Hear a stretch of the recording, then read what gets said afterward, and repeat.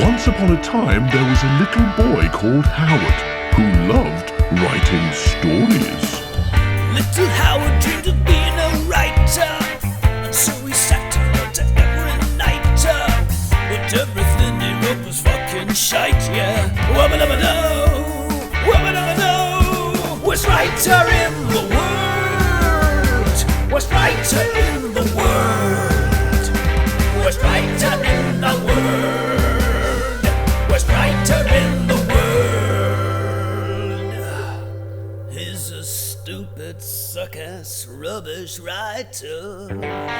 Welcome to the worst writer in the world, and it's Time Jump, episode 3. Episode 3. And so far, very little has happened. No time and no jumping has occurred so far. So we started in the British Museum. Ooh. The film starts in the British Museum, in the spooky, gothic British Museum with no sunbathers outside. And in the British Museum, there's a strange tramp person who's not really doing anything, but security don't like the look of him. No, the smell of him, do they, either? Don't like the look of him or the smell of him. Yeah. And then we meet some characters called Jem Cadle, Yes. the main character, who's a police officer, and his mum, Mrs. Cadle. Dorothea Cadle, Yeah. who's not a police officer. She just likes looking at mummies, right? That's her role in life, looking at mummies. Yeah. And also, we met Jem's wife, Zippy. Mrs. Cadle. Zippy Cadle. Yeah, I can't remember her name. What's her name? Zoe. Because Zoe, it's Zippy, because it's that's like right. one letter away from Zippy, yeah. One letter away from Zippy, it is, yes.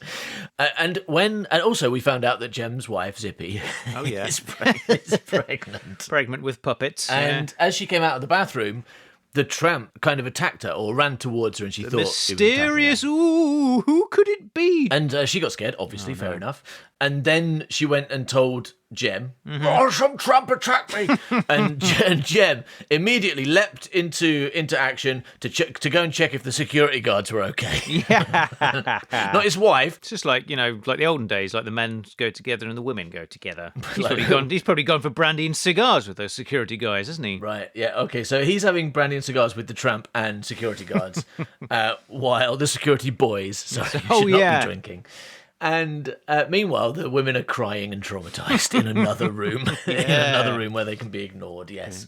And so he went after the tramp. He saw the tramp. He went and he chased him onto the roof. And if you've ever been to the British Museum, you know that part of the roof of the British Museum is made of glass. Yes, the glass And bit. so they were running across that, and the tramp has a gun. Oh my god. And is shooting the roof at Jem's feet. Hey, hold on a second. A bearded man on a roof? Is this Christmas or something?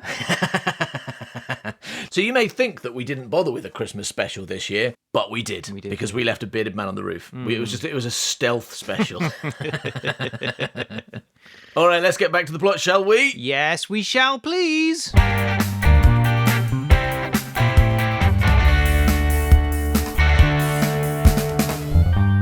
All right, so the ghoul shoots Jem in the foot, then Empty Chamber throws the gun at Jem. Okay. Injured and thrown completely off balance, Jem goes down hard. Ooh. Jem hits the roof where the bullets hit and the glass cracks and splinters. Fuck. Cut 2, interior the Great Court, British Museum. People point up and scream as bullets hit and Jem crashes onto the glass roof above. Exterior roof, British Museum. The ghoul has vanished from sight. Jem moves and the glass cracks more. He manages to push himself up and jumps up and away as the panels fall.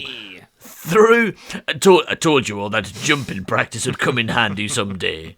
All right, I admit it. You did do some very good jumping on the roof then. I'm glad you spend 5 hours a day jumping. But maybe now you could, cut down. No, I'm going to up it a bit. I think I've proved to myself that I need to practice jumping for 19 hours a day. Oh, fucking hell. He manages to push himself up and jumps up and away as the panels fall through and into the court below. I think he just flew off. Yeah. Interior, the Great Court, British Museum. People run as the glass falls, except for one woman who stays staring up as the glass plummets towards her. Fortunately, Superman flies in very, very slowly and grabs her just in time. Yeah. No, that doesn't happen. People do run, People run as the glass falls and scatters on the marble floor. Exterior roof, British Museum, Jem hobbles onwards, now perhaps equally matched with the ghoul's awkward movement. Uh-oh. He's moving like the ghoul, I guess. The ghoul reaches the edge of the roof and jumps off the roof. Time jump! Time jump! Time jump! I think so far, I've got to say, I don't think this script has yet lived up to its name. So far, it has been regular jump, right? Yeah. It's just been regular jump. But this is one of those. Okay, the ghoul reaches the edge of the roof and jumps, and then the ghoul lands on a lower roof nearby. It's one of those scenes where he looks like he jumped off a roof, but then Doc flies up in the DeLorean. Yeah. Right, and it turns out he didn't jump off the roof. He just jumped onto the flying car. That's right. So the ghoul lands on a lower roof nearby. The ghoul continues, moving faster now.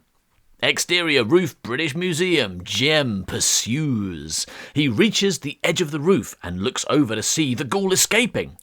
He looks at the large gap between the building and down at the long drop.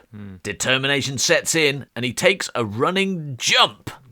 That seems worse. That's like you're going to have to fall further if you do a running jump. Yeah, like you got to dangle first, right? You got to get round and dangle to make it less distance. Exterior roofs. He lands on the nearby roof and screams as he lands on his injured foot. Yes. I mean, but he's only got 2 feet. He should know which one is injured, right? He should have landed on the other one. You have to land on both, don't you? You can't land on one foot. You're going to break your leg. If you just try and put all your weight on landing on one foot, you're going to break your leg. But he gets up, must ignore the pain. The chase continues over the rooftop landscape of London. Are there any buildings that close to the British Museum? Isn't it quite separated from other buildings? know because I will have used Google Street Google View and found something. Yeah. Okay. I said, but maybe I didn't. Maybe I did go on Google Street View, found there wasn't, but was like, well, fuck it. Research is the enemy. Yeah. The chase continues over the rooftop landscape of London. The ghoul, with some space between him and Jem, seems to be winning as he they're having a race. That's like a finishing line, and people cheering at the sides and stuff. Yeah. Oh, I'm never gonna catch up with him. No, I've got a bullet in my foot.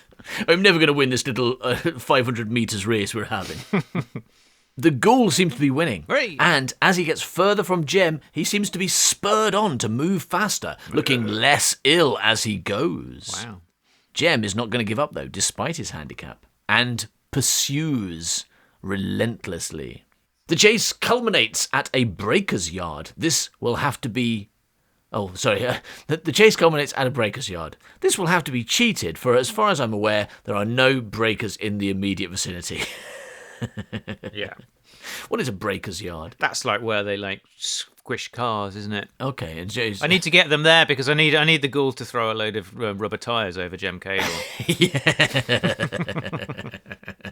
Bit of a clue there. Bit of a clue to his identity by the sounds of it. Yeah, I like that. I mean, this is very central London, right? I mean, the British Museum's by Russell Square. Is that? Yeah, you're right. There are, as far as I'm aware, there's no there's no breakers yards in Russell Square. They run 10 miles over the rooftops of London until they get to a breakers yard in Essex. Yeah, run over rooftops to Essex. But like with the jumping off the roofs, it's like this is not your fault. This is just like you say this will have to be cheated. This is something that movies do. Every time you watch a movie that's set in London, if you've got any sense of the layout of London, it is horrifying watching a car like driving down Piccadilly and then turning left onto Horse Guards Parade or something, and then right again, and then by the river, and then they're in Waterloo, and you're like, oh, what's going on here? It's like, oh, well, those are the roads we could get closed, basically, and then we just edited them together in a way that looked okay. Yeah. Or like watching two lovers run away from a tramp. Down a street in Shoreditch, turn a corner and being in Camden, kind of thing. Absolutely, yeah. And that I mean, it makes sense. A desperate kind of need for naturalism and realism is the enemy of of art, right? And people, most of the time, people should get over that, and find it amusing, obviously, because it is hilarious, but. It doesn't matter. No. It's not real. What you're watching isn't a documentary. It's not real, yeah.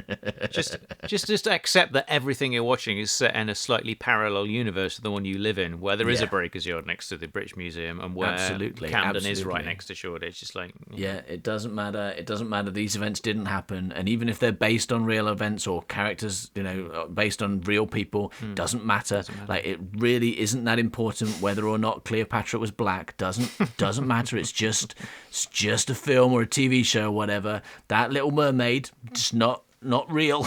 gotta tell you, not real. It doesn't matter if she's being played by a black woman this time. Get over it. Right. So yeah, I'm a big supporter of an end to naturalism in movies and TV. We should be far more fucking surreal.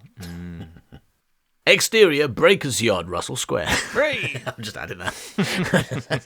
It just says exterior Breakers Yard. Jem has gained some ground on the ghoul, and as he chases the ghoul across a mountain of cars... He's gained some roof, hasn't he? He's not gained any ground. I'll change it. Yeah. Jem has gained some roof on the ghoul, and as he chases the ghoul across a mountain of cars... No, he's gained some car on the ghoul. Yeah. The ghoul is screaming and thumping himself about the head. As Jem runs, he phones in his position. Oh, wow. Suspect has entered a Breakers Yard east of the museum. Shit. That's what he says. That's my great acting. Do you like it? Yeah. And all the police at the other end are saying, there isn't a Breakers Yard anywhere near Russell Square. What are we talking about? Yeah. The nearest one's like 4 miles away.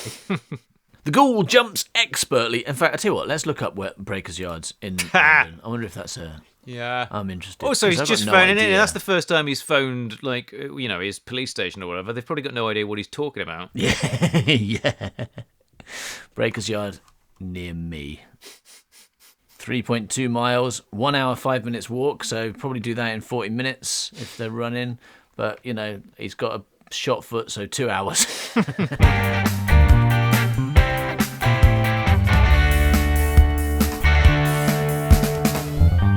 Suspect has entered a Breakers Yard east of the museum. Shit. The ghoul jumps expertly from one pile to another. Ooh. Jem follows but lands awkwardly again and comes crashing down on his right wrist, which breaks. Oh! He's broken his wrist. How do we know? You'd have to hear it.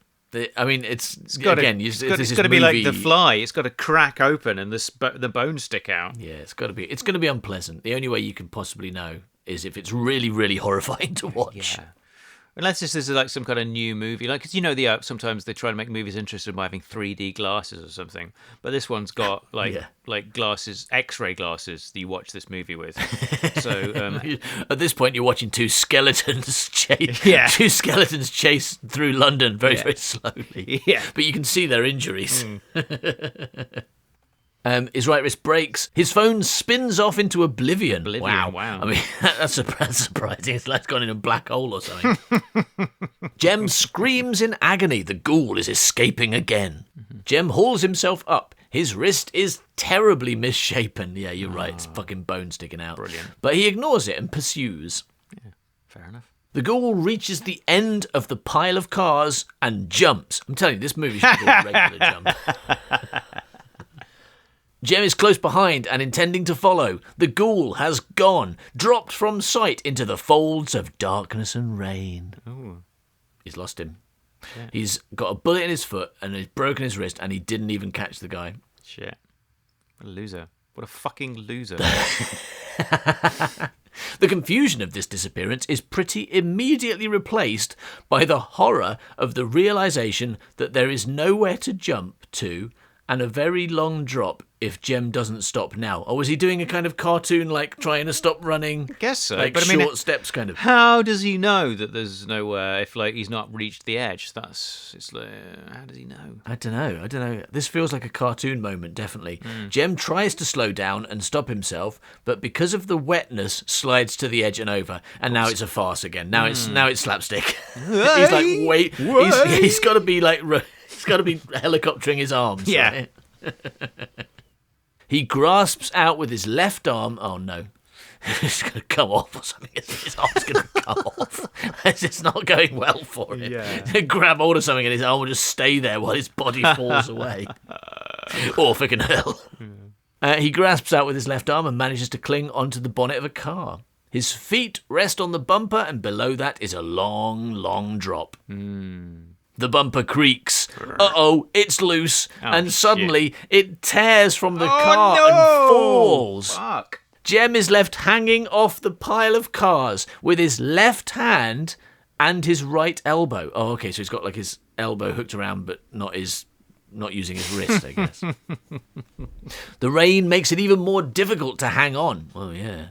He begins to slide inexorably off the bonnet of this car. He is inexorably sliding. Ooh, that's the worst kind of sliding. Yeah, what you want to exorably slide, don't you? Yeah. That's a good way, but inexorably, that's really bad. Fortunately, he slides exorably, and so everything is fine.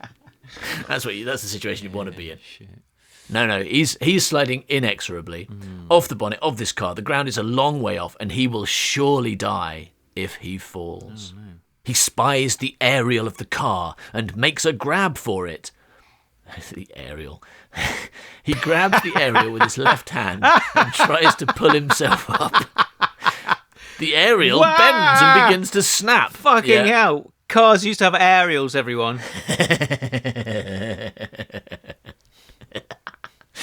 There is not much more to be done. They did, didn't they? Yeah, that's so weird. Because you had to get the radio and you had to have a fucking aerial so you could pick up radio, and you couldn't. It was rubbish. If you drove more than like 5 miles, you'd have to retune your fucking radio. Right, but they must still have them, right? I mean, how are they getting the music in their car if it's not coming through some kind of aerial, but just a hidden aerial? I mean, the car's a big thing made out of metal. Surely it can just be an aerial. Yeah. Right? Yeah, I agree. Why do you need another bit of metal sticking out of your big metal thing? Why is that necessary? The aerial bends and begins to snap. There is not much more to be done. He is surely going to die. Oh, yeah. Suddenly, from the air, the ghoul reappears. Wow. Or is it the ghoul? Right, okay. I think it's Batman, right? Because it's like someone appearing from the air wearing a cloak. It's Batman, right? Is it the ghoul? No, I'm not the ghoul. I've come to beat the crap out of you for no good reason. It's too dark to make out, but this figure appears cleaner, less hairy. But the clothes seem to be the same. Perhaps the same uniform? The goggles are unmistakable. A younger ghoul. Wow. The younger ghoul comes flying from the ether and slams onto the top of the car that Jem is hanging off. The younger ghoul immediately starts growling, screaming, and banging its head. Fucking hell. I don't know what's going on. It's very exciting. I have no idea what's going on. He's chasing this guy who's wearing goggles. Face goggles. He's wearing face goggles, yeah. And a body cloak cape. or whatever. Yeah, body cape, right, yeah. Feet shoes, yeah. And who's got a hairy face. Yeah. And Face he chases hair. him for 3 miles to a breaker's yard. Like, gets a bullet in the foot and breaks his wrist, and he's about to fall to his death. Yeah. Although the ghoul was capable of making that jump. He jumped off that and was fine, but for some reason Jem can't, right? And then the same guy but younger turns up, and you... Like, is he going to save him? But then he starts growling and screaming and banging his head. It's very, very strange. The younger ghoul seems to notice Jem hanging in great jeopardy and then looks around itself. The younger ghoul reaches out a hand to Jem. Jem grabs the younger ghoul's hand, and the younger ghoul, screaming in pain, pulls Jem up onto the bonnet. Well done. Jem lays exhausted beside the younger ghoul, who is now flailing about as though having a fit. Jem manages to stand himself up and goes to offer help to the younger ghoul. Jem says, "Are you okay?" Clearly not. Clearly. The younger ghoul lashes out with a foot, sending Jem sprawling backwards, but away from the drop to safety. So he kicked him to safety. Yes. That's like something Gret Pinchley would do. I kicked him to safety. And that baby is now fine. The younger ghoul staggers up and begins to run away from the drop. Jem watches with some confusion, it's not the only one, as the younger ghoul then turns and takes a running jump off the edge of the car pile. From his angle, Jem does not see where he has gone. The rain rains down, as rain is wanted to do. Yeah. Jem lies there, confused, in great pain.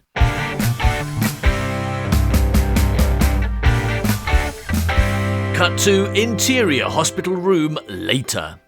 Jem has just had his foot bandaged. I like the way that he's just had it done. Not like it's very important that we know that he's very recently had his, not earlier, not half an hour ago, but just now. Yeah. His arm is also in a cast.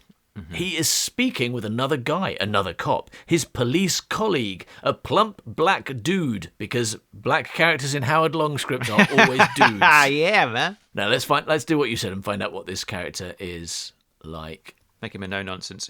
Even though this is clearly set in England, I'm writing cops, so he should be American, shouldn't he? So, a plump black dude with a receding hairline, Malcolm. I couldn't see a thing. He jumped. I don't know where to. By all rights, he should be dead. But I guess he knew where he was going. What do you want me to tell you, Jem? You shouldn't have followed him. You were off duty. You caused serious damage to the roof of the building. You're gonna be in a lot of Dorothea and Zoe come in. It. No, he does. He stops. Dorothea and Zoe come in. Zoe says, "Oh, Jem!" Zoe's being played by Zippy. Yeah. Let's not forget. And Dorothea says, "Oh, Sir Jeremy." She hugs him. Jem says, "Ow." I thought you died. I'm fine. Why did you think I died? I just ran off. Why did you... You didn't see anything that happened. You didn't see me get shot or anything, did you? Come on. Why did you think I died? Did you think I was running away dead? What did you think? I was a zombie or something? I say now that I was foolish. That I jumped... Just because I couldn't see you, I jumped to a very, very quick conclusion there. Oh, I can't see Jem. He must be dead up a tree, I expect. I thought you died. I'm fine. He had a gun. I'm fine.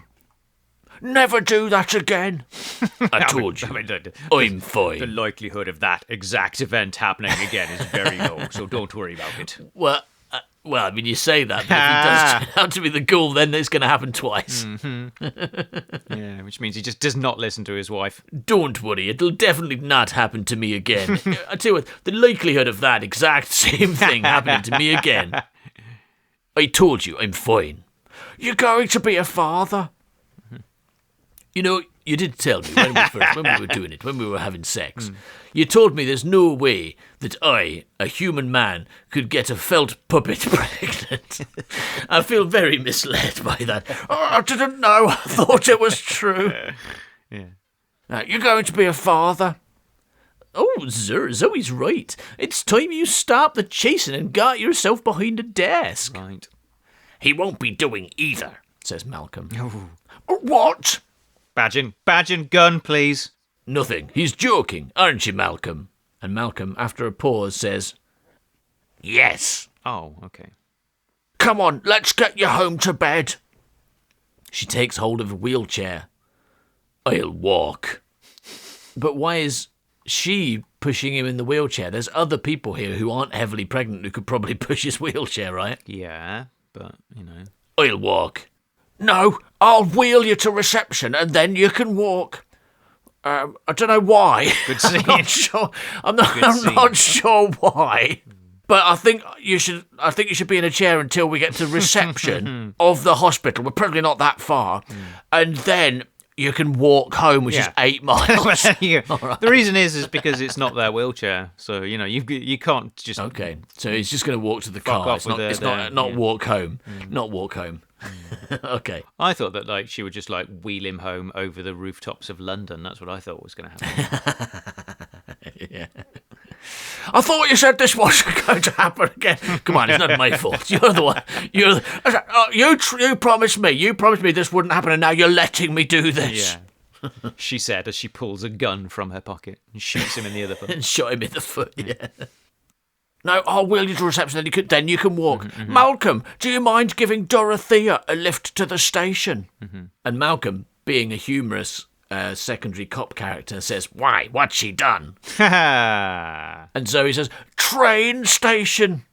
Which, to be honest, everyone watching that's what they thought anyway. So that I'm not sure about that joke because they're gonna have to like rethink what they I should have said. I'll do it again. Right, here we go. Malcolm, do you mind giving Dorothea a lift to the police station? Why? What's she done? Train station, you idiot.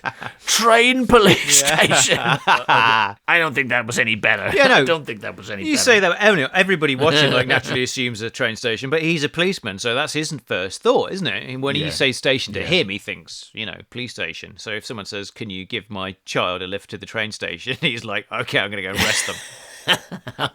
Arrest your kid. Why do you want me to arrest your kid? I mean, I'll do it, of course. I love arresting people.